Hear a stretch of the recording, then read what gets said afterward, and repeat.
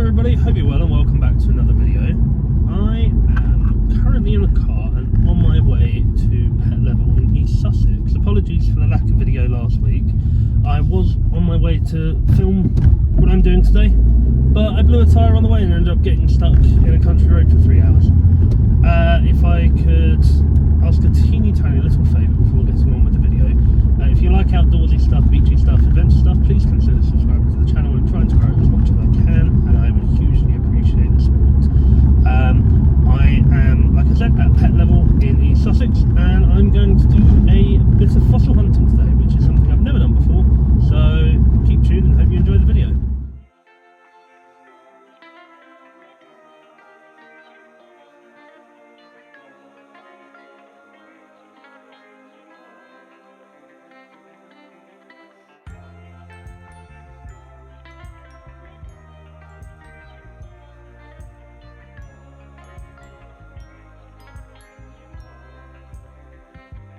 So despite checking the tide times, the tide isn't as far out as I hoped it would be. Low tide is at 5 o'clock and sunset is at 4:15. So I'm hoping there'll be time for me to do a little bit of foraging, but I'm going to sit and have a coffee at a little bar that's on the seawall, just to give the tide a little chance to go out a bit further.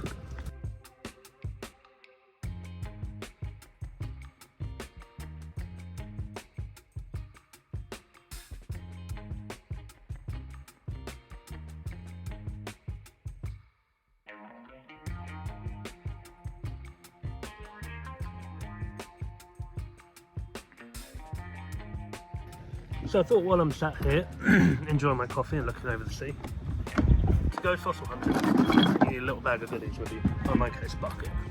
First and foremost, take some gloves. If you're dealing with rock, mud and cold, it'll just protect your hands. If you need to dig away to get to buried items, a little bricklaying trowel, pointing trowel is always a handy thing to have. Now you're going to be potentially splitting rocks to get things, so I have a cold chisel, a lump hammer, a brick hammer, and an old axe that I don't really care about. So they'll all come in handy for when you're trying to break rocks apart in the hope of finding some fossils. There's a few other interesting things down here which I'm not convinced I'll be able to show you today, but Pett Level is a historically significant area because there is a prehistoric forest buried in the sand when the tide goes out, and you can find the tree roots of this old petrified forest. In the clay you'll also find there are dinosaur footprints which have been left in the clay, and a little bit further down the coast is also an old 70-gun English warship buried in the sand, and when there's very, very low tides you can see it.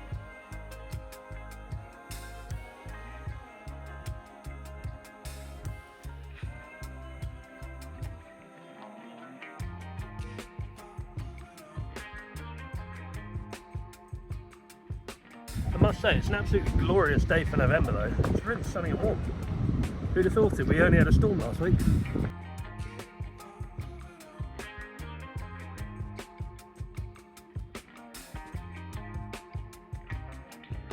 The general rule of thumb, from my research anyway, because I've never done fossil hunting before, is to go to somewhere with sandstone cliffs and look for areas with recent landslide, which I believe that counts as.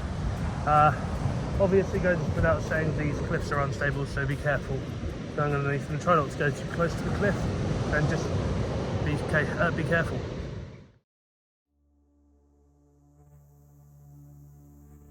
Look at the rock that's fallen. This is sandstone. You can see all the different layers. And if you look up at the cliffs, you can see all the different layers of sedimentation over time. I don't think there'll be anything in this one. Generally I've been told to look out for nodules. I think this is a bit too thin, but I'm going to crack it open with a hammer and see if there's anything inside anyway.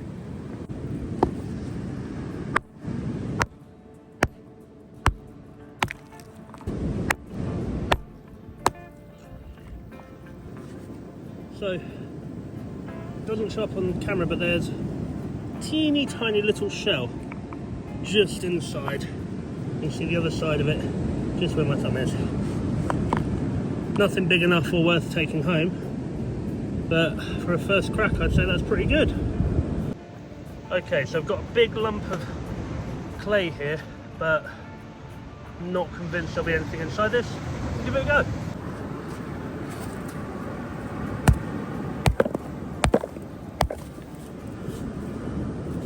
No, as predicted, just a big lump of clay. Here's one that I just cracked open, full of shells. That's cool. Okay, this one might be cool. Don't know how well it will show up on camera, but just inside there, can you see all of the shells poking out? Yeah, I'm going to crack it open. Hopefully there'll be something more than just a shell in there, but I doubt it.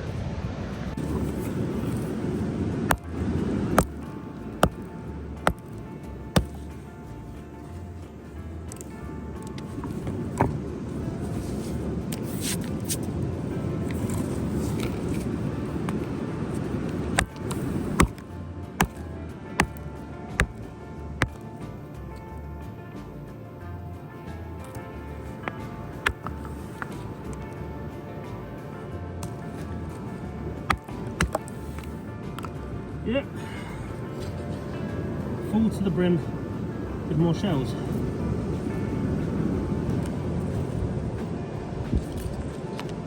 That wasn't too bad. Just cracked this one open as well. Even more shells. Seems to be a recurring theme here. I'd like to find something a bit bigger, but hey, everyone I've cracked open so far, bar one or two, has had something in it, which is cool. I've been told that the trick is, when looking for fossils, is to look for nodules rather than rocks, and for them to match up with the colour of the cliff. So yeah, had a good little punt so far and found a few bits of shell with seashell in them, which is cool. I'd really like to take home a proper crustacean, that'd be cool. Okay, this might be cool. There are a couple of rocks here which are embedded into the stone. So what I'm going to do is try and get them off of there and break them open, see if there's anything inside.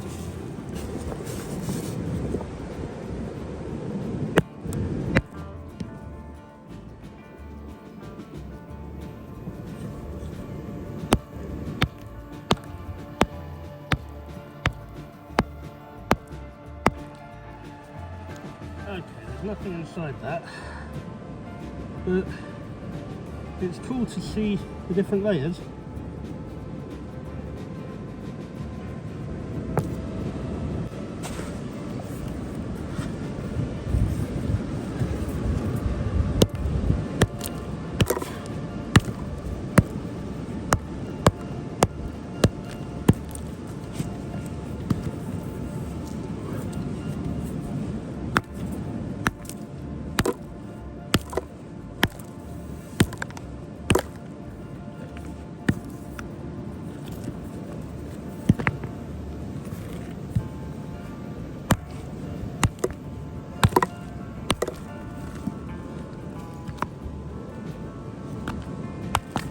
Yep, that's a dud.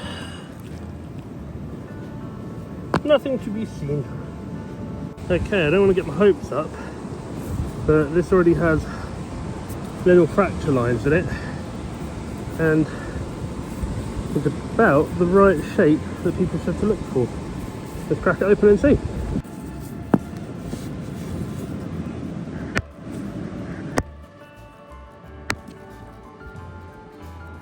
Well, there's some shell in it, there's some shells. Get the rest of it open and see if there's anything else.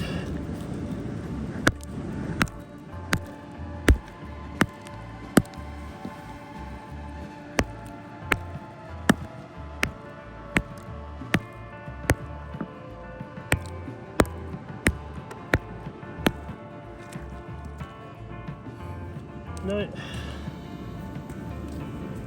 just more shells. Oh well. So yeah, if you like coming to the coast, and even if you aren't into history and you don't want to see petrified forests or dinosaur footprints, or go fossil hunting like I have today, or check out an abandoned, well, I say an abandoned, an ancient shipwreck, I'd highly recommend coming down here anyway. It's only a 15-20 minute drive down the coast from Camber Sands, which is another place that I should visit in the summer, because that is a stunning beach. But yeah, it's beautiful down here. It's nice, it's quiet, it's never too busy, even in the middle of the summer. There's a lot of nice countryside around the area, so you have a lovely drive when you come down here. It's a nice place to be and relax and be quiet, and if you want to be next to the sea and not be bombarded by tourists, this is 100% a place you should come and visit. Okay, so I've just been for a wander at the base of this cliff fall here. I know generally you're meant to follow the shoreline when the tide's out, but the tide does go all the way up to here, and you see the sun's going down. But brought back a couple which look promising. Let's crack them open and see if there's anything inside.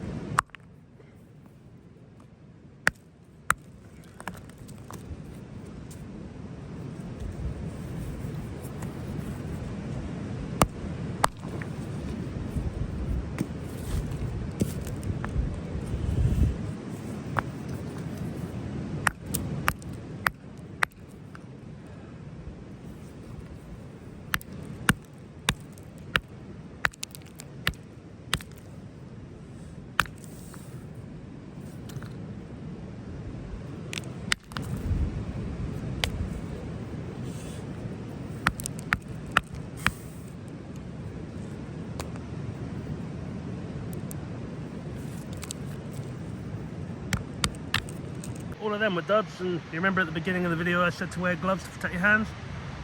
Not sure if it showed up on camera, but I whacked myself right in the thumb. Closer to the water's edge now, and decided to crack this open. Seems to be a bit of a recurring theme, but you can see fossilised shells in the rock. I think that's the fourth one I've cracked open with this. Still good fun. Right, well, I've just been cracking this open, and there's something in there. I have no idea what it is. It's just a rock encased within a rock, but I don't want to go any further just in case, but that's quite cool. If anyone knows what this is, I believe this is flint.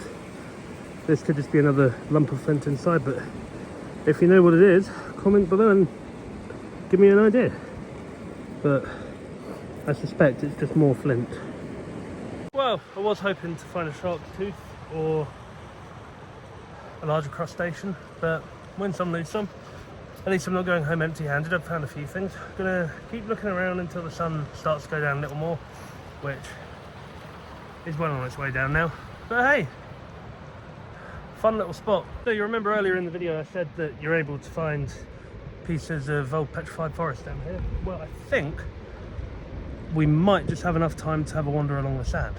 Actually, there's a bit just down by my feet. I'm going to show you it now. So, just here, amongst all the rocks, I think it must have become dislodged or something, but right here, that's petrified tree wood from a prehistoric forest. How cool is that? I haven't seen any dinosaur footprints yet, but who knows. As the tide goes out, we may become lucky. Okay, so quick disclaimer, I think I might have found a footprint, but I have absolutely no previous knowledge since primary school on dinosaurs. It could be too big, it could be the kind of dinosaur print from something that wouldn't even have existed in the UK, and it could just be erosion from over the years, but I'll show you it anyway, because it kind of looks like a dinosaur print, but kind of massive, so it might not be. Now I could be wrong. If you look here, it's like a base and 1, 2, 3 marks going off of that. It could just be erosion in the water, but there are said to be dinosaur footprints down here. Tell me what you think. Okay, there seems to be some shells which are stuck together in there. I'm going to try and jimmy them out and see if they stay intact.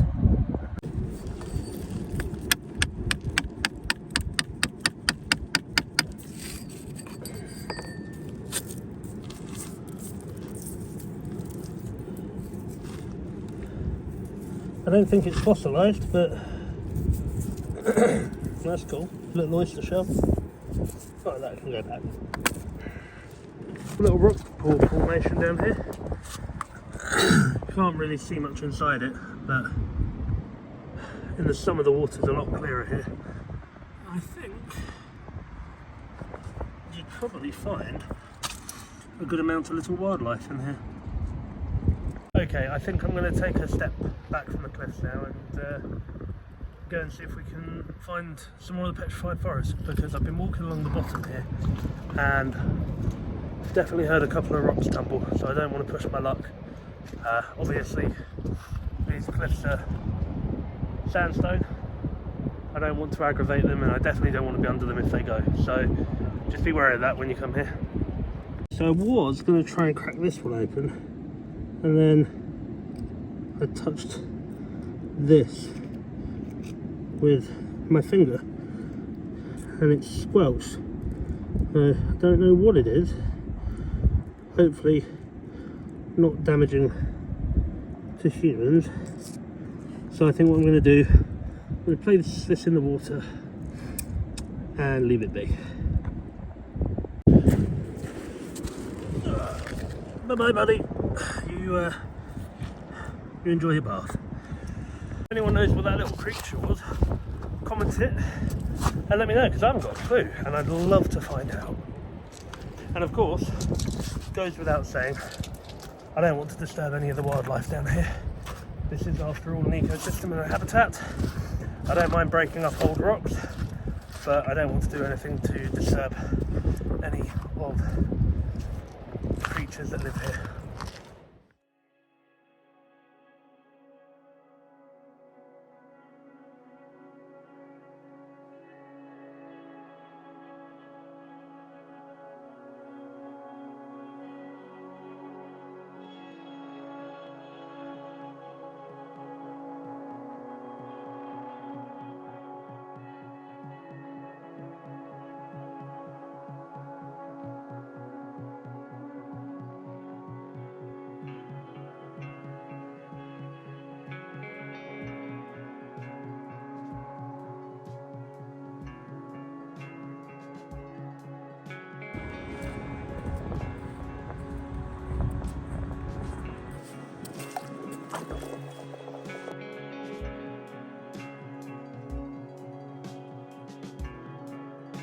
Not even been on the sand for more than 10 seconds. Already come across a little bit of petrified tree stump. There we go. Petrified prehistoric wood from an ancient forest that used to be here. Right, so I'm not sure if it's from where I whacked it with a hammer or if it was that little jelly thing that was stuck to the rock, but my left index finger, which is the one that touched, well, it's had a hard day, it touched that and it was hit by a hammer. It's starting to get a little bit numb and tingly, so I decided to wash it in the water here, and as I did, a little bit of prehistoric wood has poked its way out of the sand. So hopefully my finger's alright, but I will show you what I've just found. Here it is, just a little bit of prehistoric wood. This beach is full of it. Very cool though. And look, here, I've literally spotted this as I was talking just now. It's just part of a tree stump from the old forest, which I think is very cool. And the sea level used to be much lower, and now tides have been rising over the last few 100,000 years. These have all gone underwater, but it's very cool. Okay guys, and with that I think that is about time to bring this week's video to a close. Found a few things, a little bit of fossilised shell. Well, actually all I found was fossilised shell, but hey, better than finding nothing, right? Found some petrified forest and possibly even a dinosaur footprint. Smashed my finger in and poked something that felt like it was made of jelly. Apologies if there's wind noise, it's late in the year and I still don't have a microphone. If you've enjoyed today's video, please consider subscribing, it is a huge help to me. Check the links down below for my Instagram, for my Buy Me a Coffee page if you want to make a donation to the page. It will all help to make better videos in the future and buy some channel merch. With that, I hope you've had a wonderful weekend and I will see you next week. Bye!